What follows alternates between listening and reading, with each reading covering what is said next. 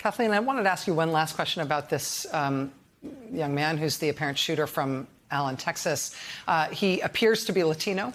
And there's been a lot of discussion about the fact that he's identifying himself as, per reporting, essentially with the Nazi movement, the neo-Nazi movement, and advancing white supremacist and anti-Semitic views as a man who appears to be Latino himself.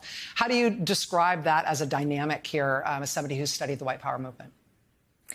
So I think this is relatively new, and it's critically important to understand because this claim to a neo-Nazi set of ideas by someone who might be classified as Latino in many U.S. settings is true not just for the Allen gunmen, but for many other people, including other people in the Proud Boys. And we don't know yet whether the gunman was part of Proud Boys. Certainly he was wearing patches that, as you mentioned, are sold by Proud Boys.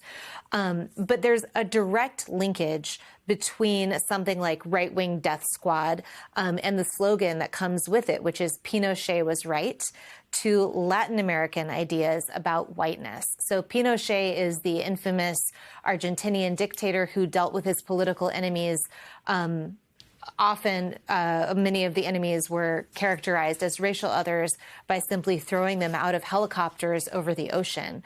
Proud Boys were wearing shirts that said Pinochet was right, right-wing death squad, way back, even before the last round of presidential debates, long before January 6th. So these things are imbricated.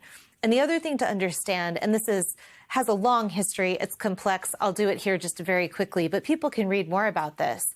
Ideas about whiteness and what counts as white and who might be under the umbrella of being included in Nazism are very, very different from country to country. One of the striking things in the Allen, Texas shooters' purported social media are images of people who in the United States would present as Latino wearing Nazi dress, and not just the shooter, groups and groups of people wearing Nazi uniforms, wearing Nazi symbols, and really taking on this ideology as their own. In Latin America, there's often a different racial hierarchy. Whiteness has to do with a larger amount of Spanish heritage and a smaller amount of indigenous or African heritage.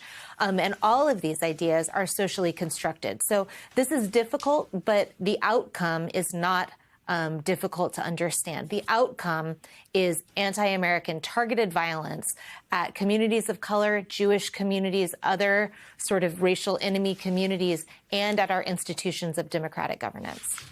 Kathleen Belew, Associate Professor of History at Northwestern University. Kathleen, thank you for your time and your expertise tonight. I appreciate you being here. Thank you for having me, Rachel. I will mention Pinochet, Chilean, not Argentinian. Slip of the tongue there. But other than that, we will be right back. Stay with us.